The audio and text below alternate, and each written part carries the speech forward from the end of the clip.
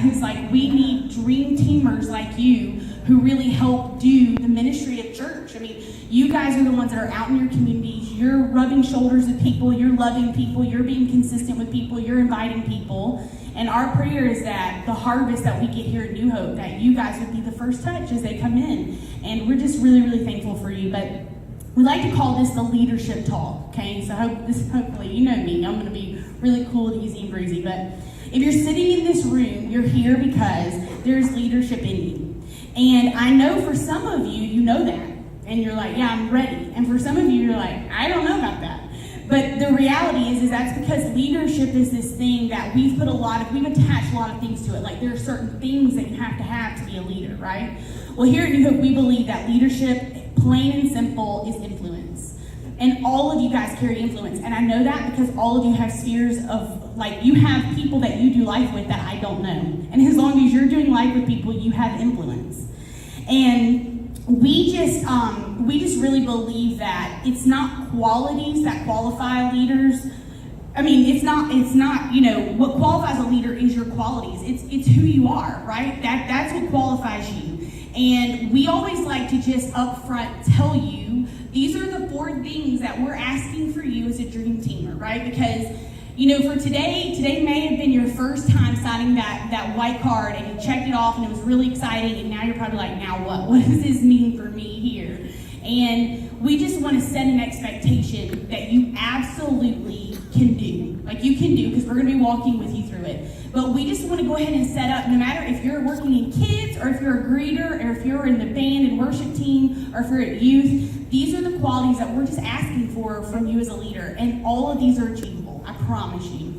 And I want to read to you from, and like I said, if you've been here any given time, you know that I'm going to read this little scripture, but it's from Daniel. It's chapter 6. And it says, it pleased Darius. So at this point, let me just set this up a little bit. So Israel they're in Babylonian captivity, right? And at this point, when we pick up in Daniel 6, Daniel he's about to serve under his 3rd leader, which is King Darius. But before this, he served under Nebuchadnezzar and then Nebuchadnezzar's son, Belshazzar, okay? And we see up until this point, because we're going to read something, that Daniel kind of set himself apart, but it's really important for you to understand that before Daniel, we get to chapter 6, he's had other chapters of where he's just been consistent. In fact, the word talks about that in everything he had wisdom intact, right? And so we get to 6, and it says, this is verse 1. It says, it pleased Darius to appoint 120 satraps to rule throughout the kingdom. So these are like mayors, right? So he's divvying up this kingdom. He just came in to rule, and he's going to put people over different areas, right? And with 3 administrators over them, one of whom was Daniel.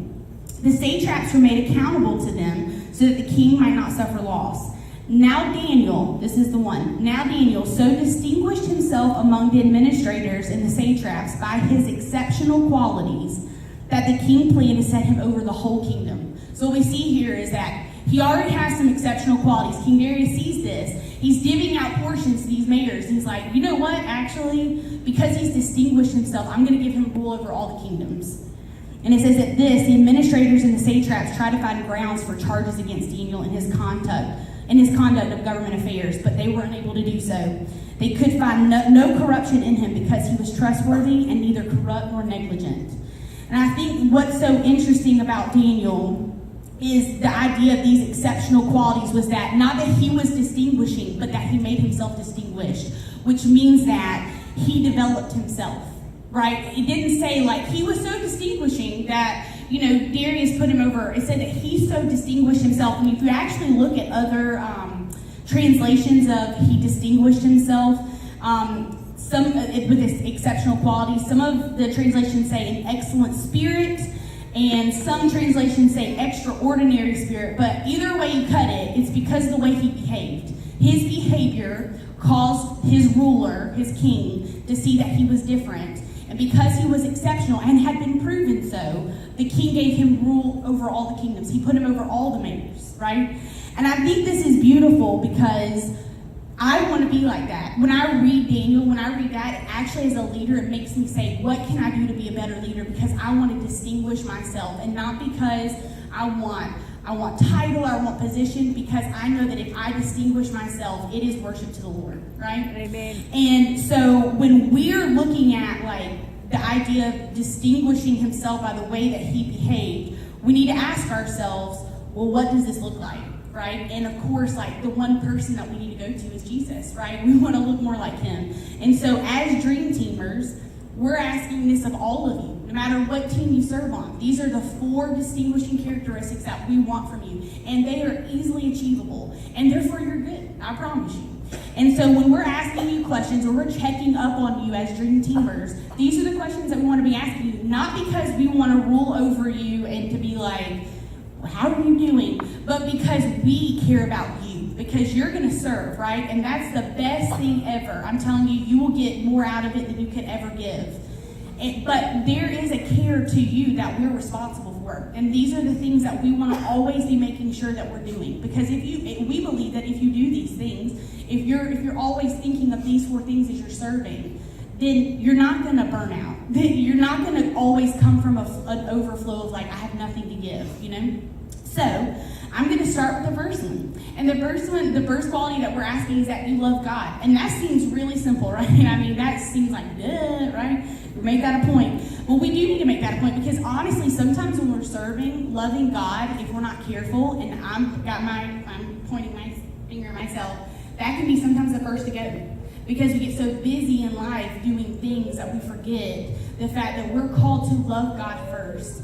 And we have said this so many times, that the best gift that you can give us is not your service to New Hope, but the best gift that you can give us is to be fully in love with Jesus. Amen. If you are fully in love with God, we will never have to worry about you. Everything that you do will be from an overflow, and that's what we want from you. And and to know that, you know, when we talk about, like, if we were to talk to people who come in our church who have been touched by you guys, which there's so many stories out there, no one ever says to us, the way they shook my hand just like completely changed my life. I mean, my hand's never been shaken like that ever, and I'm just like, I'm done, that's it, you know? No one's ever gonna say that. You know what they're gonna say about you? They're gonna say the smile on your face, they're gonna say the way that you talk to them, they're going to talk about the way that you asked them about their family, the way that you followed up with them, the way that you remembered their name the next time, the way that you remember to pray for them. They're going to remember what you do, not what you said or what you did. And that is the beauty of, like, when you're really in love with God,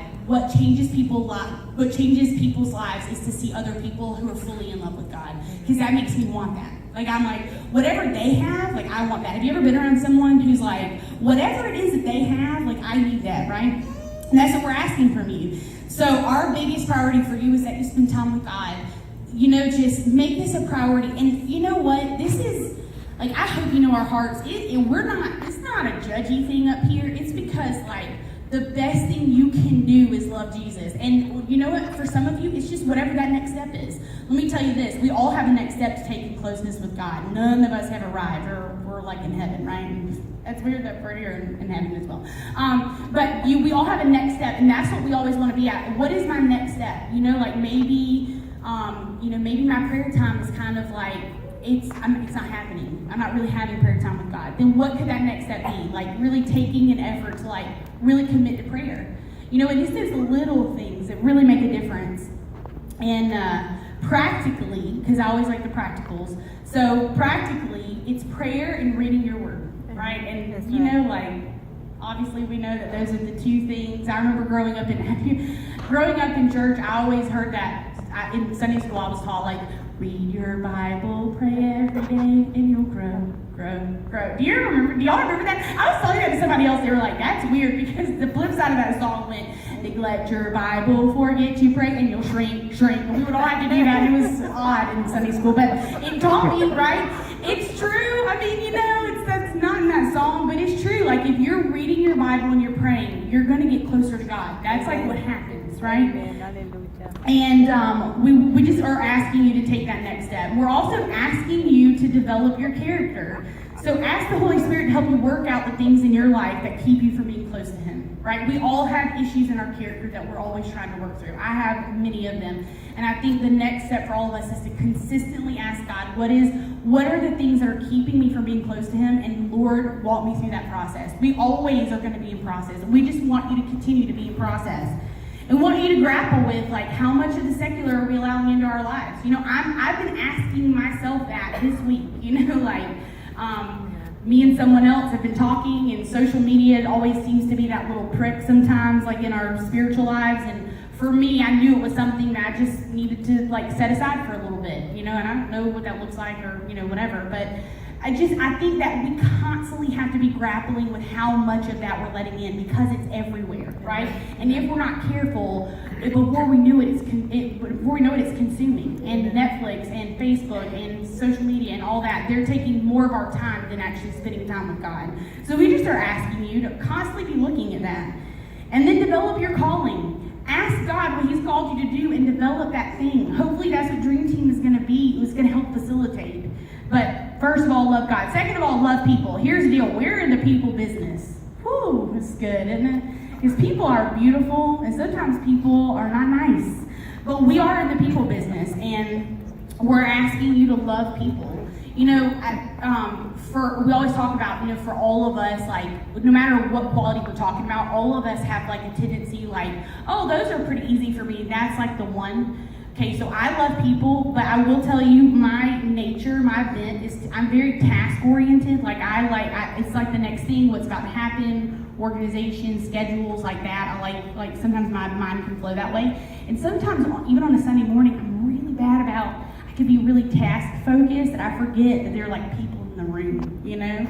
And even though you're gonna have, like, a job, or whatever dream team you serve on, we're asking you is that before you see your job, that you see people. You are called to love people, and our church is made up of people, and why we serve is because of people, and because people are stories, right? And so we want you to be about people. So what does that look like practically? Well, we want you to be a servant. So when you walk into an environment, look for people. Look for someone you've never seen before. Ask them their name. Remember their name. Try to remember something about them. I know some of us are better at this than others. I'm not saying, you know, there's no shame here, but, you know, get to know people. Speak into people's lives. This is the deal. Katie, the beautiful thing is, like, Katie and I meet, right? And then Katie meets with, like, the team captains, and that's where the team captains meet with you, and that's kind of the flow down of it all. And the reality is there's so many people coming in that I'm never going to be able to talk to. It's going to be impossible. And that's why we're laying this mantle on you, and we're saying, hey, do this. Like, be an extension of us. And when we're saying, like, speak into people's lives, first of all, see people as though they could be. See people as they could be, and then tell them what you see. I think so many times people are waiting for someone to tell them what could be because they are so stuck in what's always been. And no one's ever told them, did you know that you could be different? I actually see this in you. I see that you have a love for people. Has anyone ever told you that? I mean, do you know what that means for someone when you really do that? When you see what other people don't see, what they even don't see, and then speak that over them, it's powerful. It's life-changing. We want you to do that. We want you to be a team player. It's always we over me. You know, sometimes when we're talking about loving people, it's not just loving people through the door, it's loving our teams. You know, like, we want to pursue unity in all of our teams. And so anytime you go into a team environment thinking, it's we, it's not me, I might be uncomfortable in that. That might not be great for me. That might not be the best thing that I think. But what is best for the team? And I want to be I want to have we mentality. Because I think that changes everything, right? Now, we're not saying don't ever talk to your team captains and all that, but knowing how to channel that. You know, like, if you're experiencing some tension, because that happens from time to time, like, go see your team captain, but always in the moment, think we, right? Like, I'm going to do this because this is what I've been asked to do, I'm just going to do it. And value the people that you're serving with, not just serving. And then be real, be honest and transparent for people. I think at the end of the day, people are waiting to connect with someone who they feel like they can be known by, right? And I think a lot of times that comes with just being real and transparent. I think sometimes at church, we play so many games in terms of, not games, but we come in thinking like, well, I need to look like this and has to look like this, and they're struggling with the same thing. And what does it look like for the church to be like, you know what, like, I'm in process. and for them to be like, oh, good, because I am too. It's freeing, right? And obviously, there's a time and a place to do that. We don't want to overshare, and there's lots of boundaries in that way, but we want to be real and transparent people, right? Okay, that's love people. The third one, pursue excellence. Ooh, I love this one. I love it. We just always are asking you, no matter what you're doing, that you're maintaining a level of excellence that honors God. So that means, practically, that you do things well. Whatever task you're doing, do it well. Do, like, you know what I'm saying? Because I think sometimes we're just like, and I'm guilty of it. Ooh, I'm guilty of it just to be like, it's fine, you know? But, like, what we say, like, when we're serving, we're really serving the Lord, and we're doing it at New Hope, then, like, I want to give God my best. And sometimes that might be inconvenient. Sometimes it might take a little bit more time. We're asking you to do things with excellence. God honors excellence. Like, he actually does that, you know? And we want you to do things before they're asked. Take initiative, you know? It's kind of one of those things where I think so many times you can come into a room and you can think like, well, this is not where I serve, you know? But if you see a piece of paper on the floor, pick it up. Like, right? That's part of choosing excellence. That's like a small thing, but whatever room you go into, own it like it's yours. Like, I'm going to do it with excellence. I'm going to take up 10 pieces of paper. You know what I'm saying? We want people. I think whenever we read about Daniel, I think those are the things that we're talking about that distinguished him. Is when you do things that aren't asked. I tell you what, like, as someone, like, think about your workplace and your work environment, the people that you oversee in your work environment. Don't you love the people who take initiative and they do things before you ask them? Like, you just want to be like, put them on your shoulders and carry them around and just chant, be their hype people all day. We love it. It's awesome. And do more than what's expected of you. Jesus says it, right? He says if someone asks you to go a mile with them, go another. You know, like, he's all about that 2-mile living life. So do more than what's expected of you. If we really believe what Pastor Bill was talking about this morning, that Jesus, there is nothing you can do that God won't reward, then it's okay if no one ever sees it. It's okay if no one ever knows. Like, you will be rewarded. Like, God who sees will reward you, right? And then the last one is your attitude. We just want to choose joy, right? And I will say this, like, your attitude is always the X factor. When we talk about people, think about it. Like, when you're describing someone to someone, or you're like, someone makes an impression on you, what is it that generally makes the impression? It's usually how they are, like what it's like to be around them. And so your attitude is your X factor. Choose joy, no matter what situation you go into. It may not be a joy-filled situation, but do it. You know, I think of like someone, I could name a million of you because you're all awesome like that. Someone I think of is Eric Seafray. I mean, you walk into a room, you get near him, and you can't help but be happy. He tries to teach me Spanish all the time, and it's not great all the time, but I try, and he just like so encourages me, and he's like, oh, that's so good, and he only now talks to me in Spanish, which really challenges me, and but you know, it's like, you want to be close to people who make you feel good, and you have the opportunity to bring that, and that's what we're asking. Imagine if we all brought our A games when it comes to that on a Sunday morning. Church would be hopping. And let me tell you this, people who come in our doors, they sense it. They sense it. Ooh, especially if you're a girl. Ooh, those undercurrents, you can sense it. You can sense when there's tension and like things don't feel good, but in the same way you can also sense when like, wow, these people are actually happy. Because who would know that Christians can be happy? We should be the happiest people alive, right? But like, let's be happy people, right? And attitude can get you far, especially when you feel like you don't need it. And you know, Paul, he's like the person you think of. Remember, he talks about like, to live is gain, to die is gain. It's like, well, if he lives, it's great because I get to preach the gospel, and if I die, how awesome is that because I get to go to heaven, right? He should be our person that we're looking at. In every situation, he found contentment and joy. And practically, be enjoyable. Take a hold of the atmosphere that you go into. That room, take control of it. You know, Pastor Reagan was talking the other day that oftentimes we're talking about culture, that we can either be a thermometer or a thermostat. You bring that to your team. You can either be a thermometer and read the room, or you can bring the thermostat, you know, and you sometimes, like, God gives some people the gift of like making things awkwardly fun so it gets the tension off. Like, be that person, you know. I always feel like that tends to be what I like to do, but so just be positive, and don't just bring a problem, bring a solution, you know, because sometimes we get into environments where it's like we can count on 5 hands how many problems there are. But if we're going to do that, let's be solution people. Like, hey, I noticed that this happens. What if we did this? Like, that's so awesome, because on a Sunday morning, your team captains and all the leaders, they've got a million things in one. So when you bring a solution, it's like, yes, that's awesome. I've never thought about that. So just, be a leader that strives to do what is right? And God's going to bless you guys. So what are they? You're going to love God, right? Second one, love people, because we're in the people business, right? The third one is we're going to be excellent. Ooh, I love that one. And then the fourth one is attitude. We're going to have awesome attitudes. Okay, so the next part is Katie's going to start handing some stuff out for you. So we have a social media contract that we're going to ask you to look at and then sign. We do this every year. This is kind of our version of our honor code. We've set out these 4 things that we're going to, that we're asking of you, these 4 things. And you can do them, and we're going to be asking you about them. But one thing that we really want to stress is social media.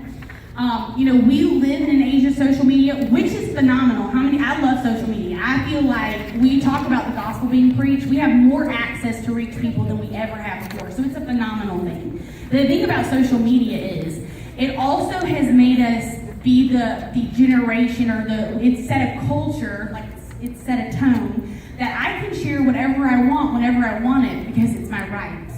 And we're definitely not here to talk about what you can and can't do on social media. So this is not that talk. But what we are asking you to do is that when you become a Dream Teamer, this is the mantle that you take up, is that now you are associated with New Hope.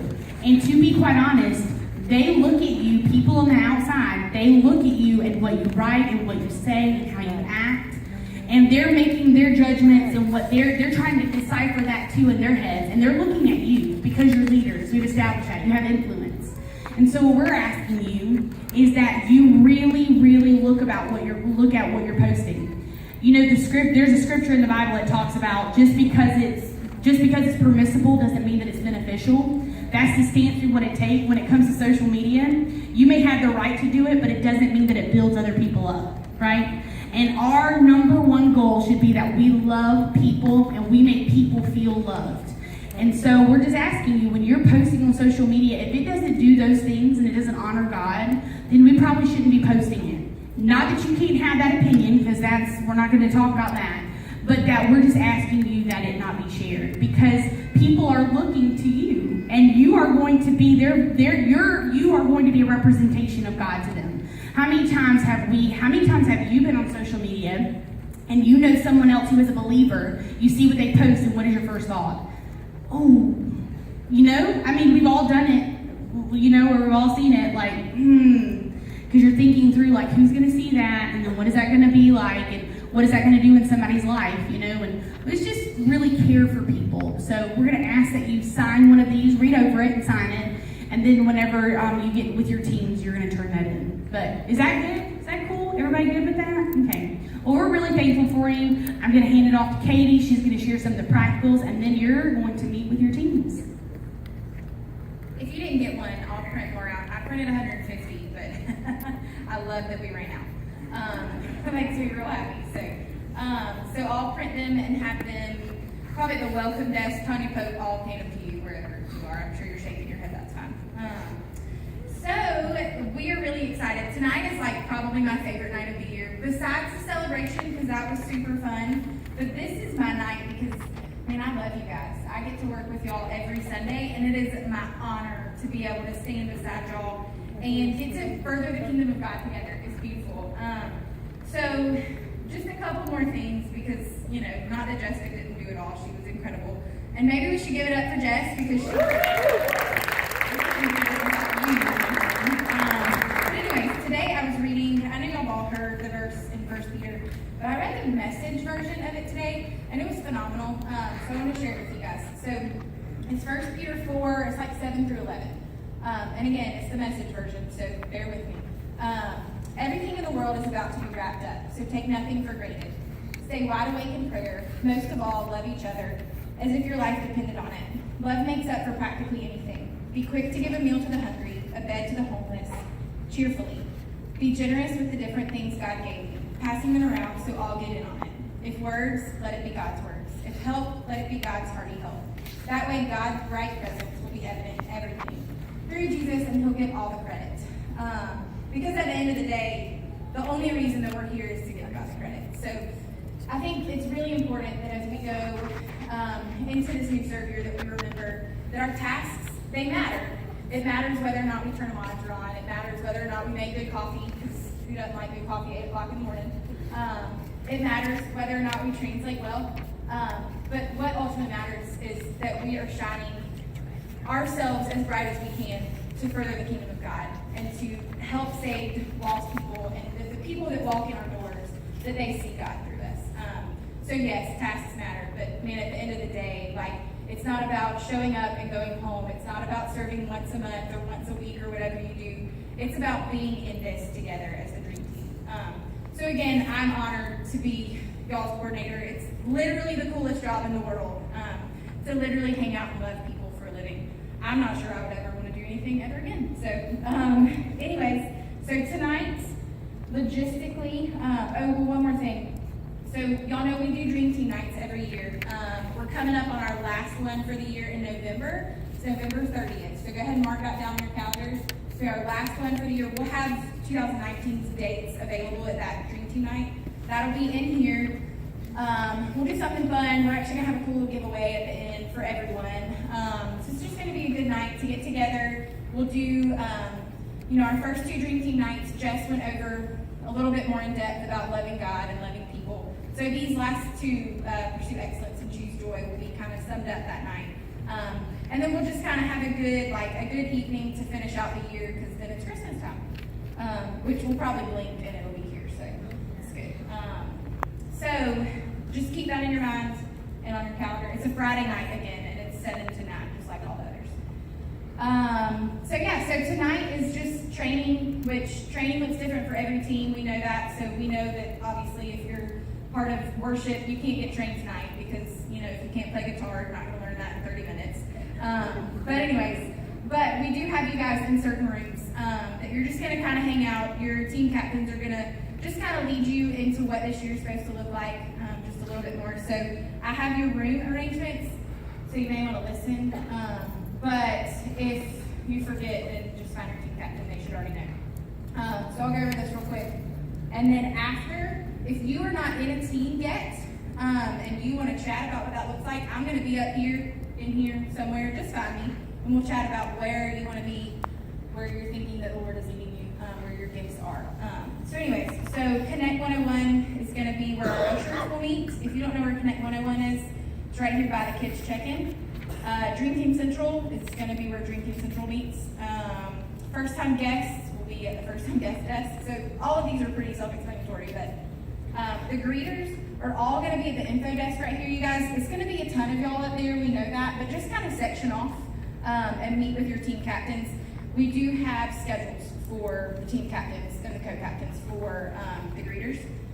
The worship and band are going to be in the choir suite, which is back behind us this way.